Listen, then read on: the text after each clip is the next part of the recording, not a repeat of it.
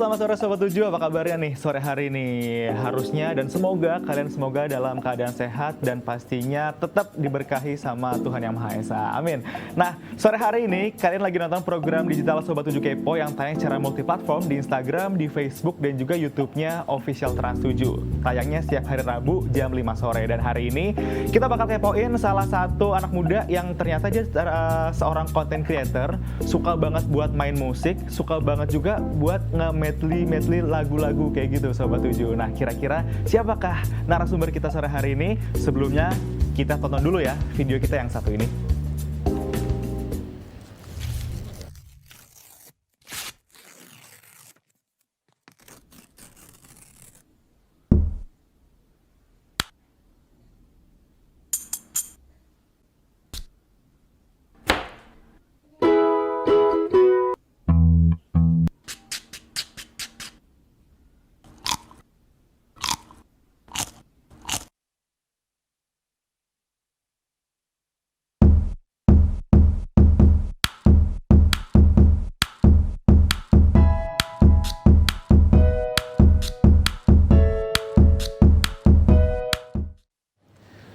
Nah, nggak perlu lama-lama lagi, langsung aja kita undang Kerry Astina untuk ngobrol di Sobat 7 Kepo. Halo, selamat sore Kerry.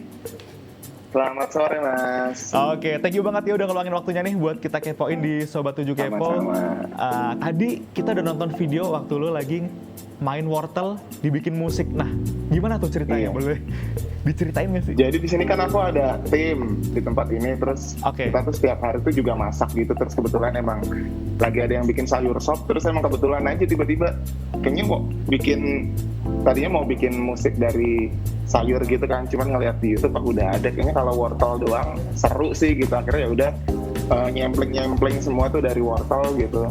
Terus habis itu bikin notasinya, terus bikin liriknya, terus ya udah akhirnya jadi tuh lagu dari wortel. Oke. Nah, dalam waktu dekat ada rencana lagi nggak buat pakai sayur-sayur yang lain gitu buat bikin kontennya?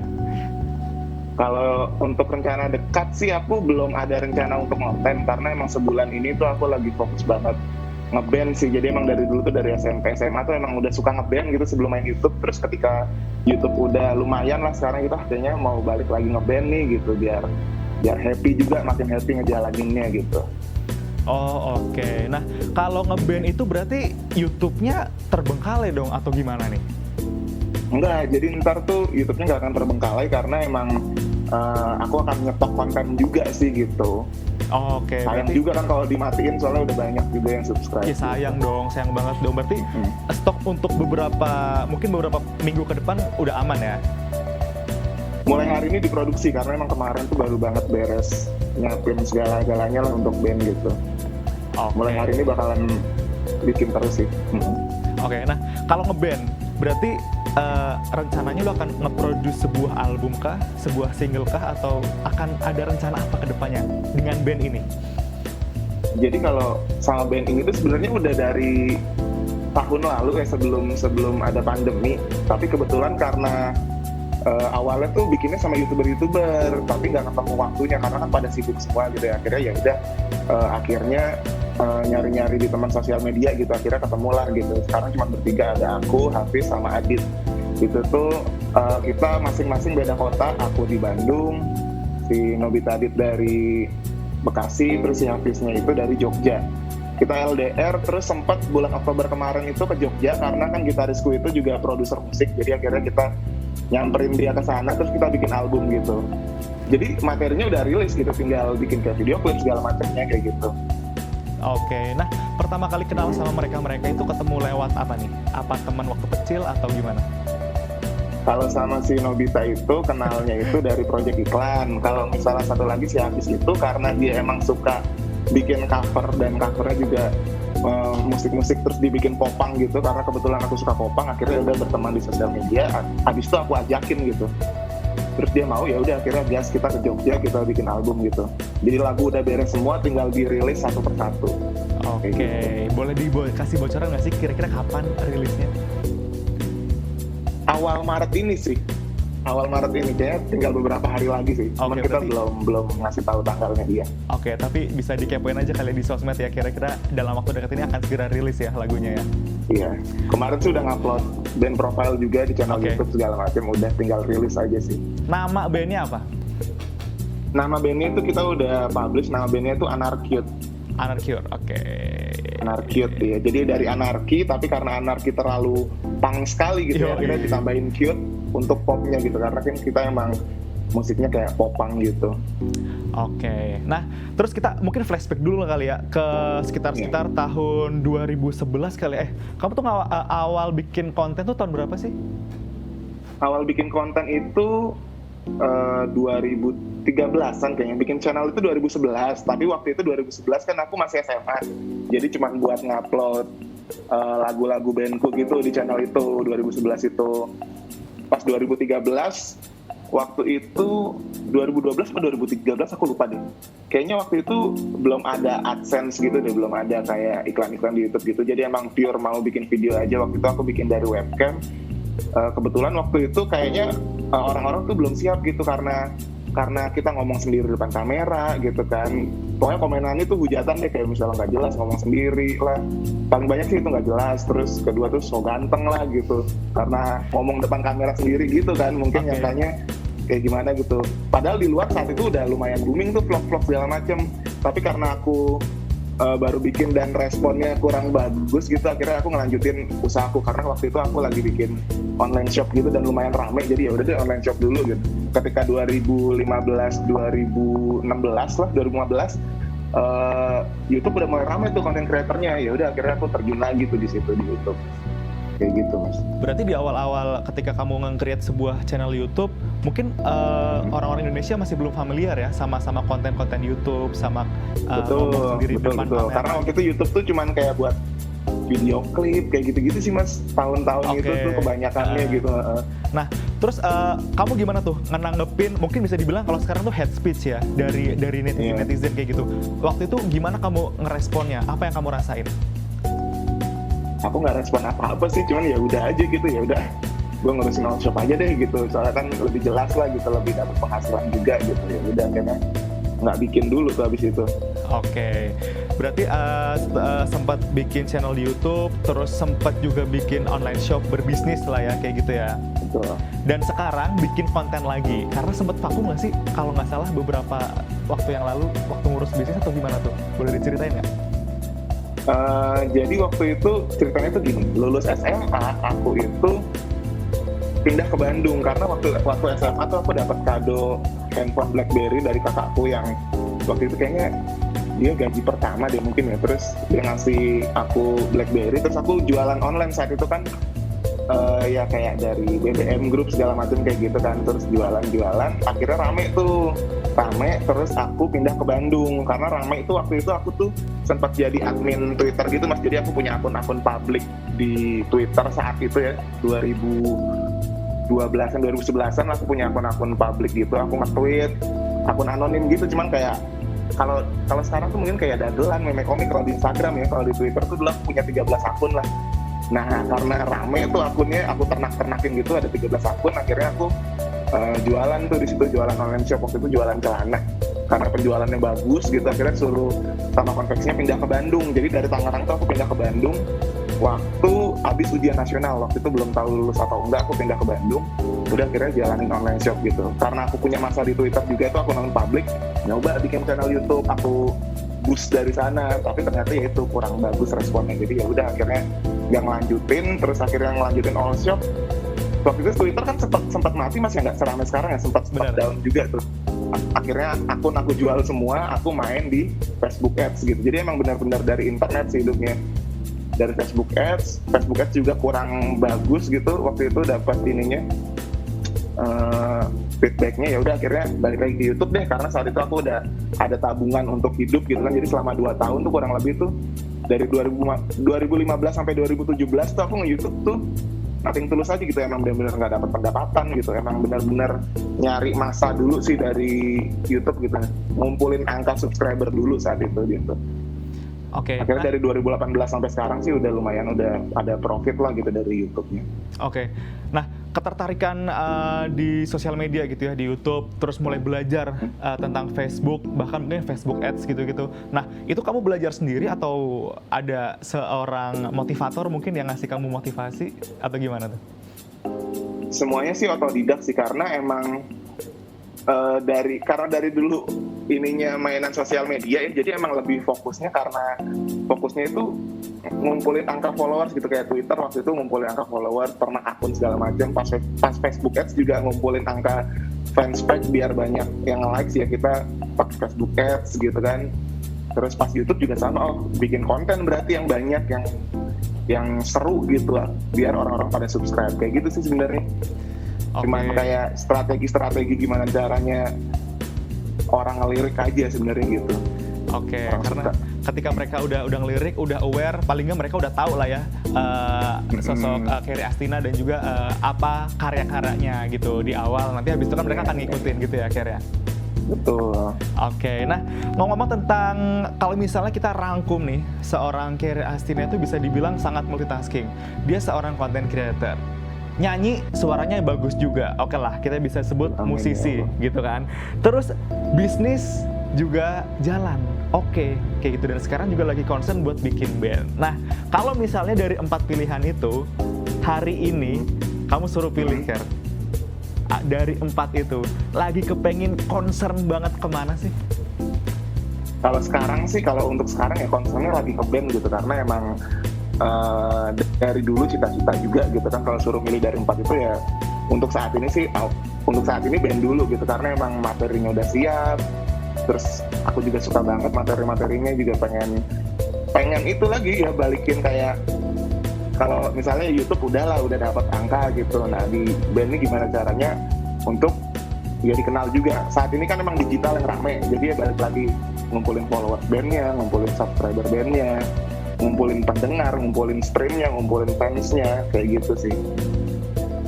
Gitu. Nah, jadi emang ada tantangan baru gitu kan, jadi emang lebih seru tuh emang kayak gitunya gitu, perjalanannya itu. Sekarang kan ini kita masuk di awal-awal bulan Maret nih. Ini ada juga loh hari spesial yang kita peringatin setiap awal-awal Maret. Kamu tahu nggak hari apa?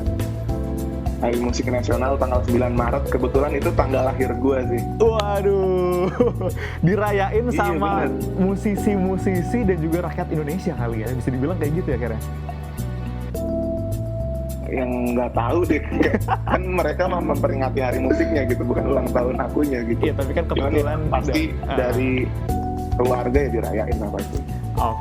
Nah ngomongin tentang band, tentang musik juga, sebelum kita ngomongin tentang Hari Musik Nasional versinya Carrie, kita bakal tonton dulu yuk video dari Carrie Astina yang satu ini. Merupakan tempat bermain yang asing, sang gajah terkena flu, pileknya dan henti-hentinya, tertutup lewat lorong sempit, tertutup antara berlari, apa yang paling dia senangi di dunia matahari. Anjing anak yang sebatang kara pergi mencari ibunya di malam yang sangat dingin, teringat mama. Ini salah satu konten yang menurut aku cukup unik nih, karena lagu-lagu dari kartun-kartun dijadiin satu, ibaratnya di apa ya, mashup ya, di medley. Di medley kayak gitu. Nah, dapat inspirasi dari mana sih, Ker? Sebenarnya waktu itu udah ada yang bikin, Mas Eka Gustiwana tuh udah bikin medley kartun. Terus ada beberapa kartun yang belum masuk juga gitu, kesempatan deh bikin deh gitu. Akhirnya bikin, tapi versi aku gitu, karena emang aku sukanya musik-musik yang kayak tadi tuh, yang kayak rock gitu tuh, ya udah akhirnya aku bikin.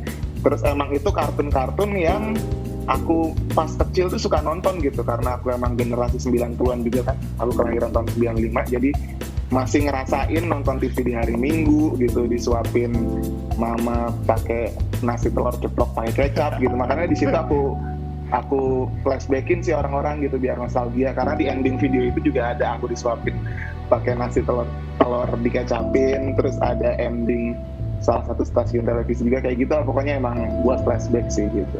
Oke, dan ternyata respon audiens pun di YouTube oke juga ya. Nggak mungkin banyak yang Iya, relate. karena mereka kangen kayaknya gitu Parah. sama masa kecilnya gitu. Mungkin pas masa kecil dia bahagia sekali gitu kan. Pas tua mungkin sekarang banyak masalah gitu. Aduh, kayaknya nggak curhat nih ya, kayak agak sedikit curhat juga. Oke, nah ngomongin tentang hari musik yang tadi udah sempat kita singgung di awal nih, Kar.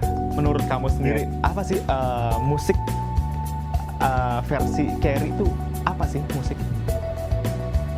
Kalau musik untuk aku tuh kayak background hidup sih. Jadi aku tuh sering banget kayak bengong, terus di otak tuh nyetel lagu atau mungkin naik motor, naik mobil.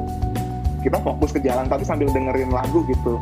Jadi kayak background musik di kehidupan nyata aja gitu. Mungkin kalau di film atau di video kan pasti ada tuh musik-musik yang nge-soundtrackin gitu kan. Nah kalau aku tuh kayak ngerasain untuk hidup aja gitu. Pas sedih cocoknya dengerin lagu ini gitu kan. Pas seneng dengerin lagu ini nih. Kayak gitu sih. Oke, nah ada juga mungkin pepatah atau mungkin quotes gitu ya. Ketika kita sedih, kita dengerin lagu itu yang kita perhatiin banget itu liriknya. Tapi ketika kita senang, itu kita lebih condong ke nadanya. Nah, kamu setuju nggak, Ker, dengan pendapat itu? Setuju. Setuju ya? Setuju.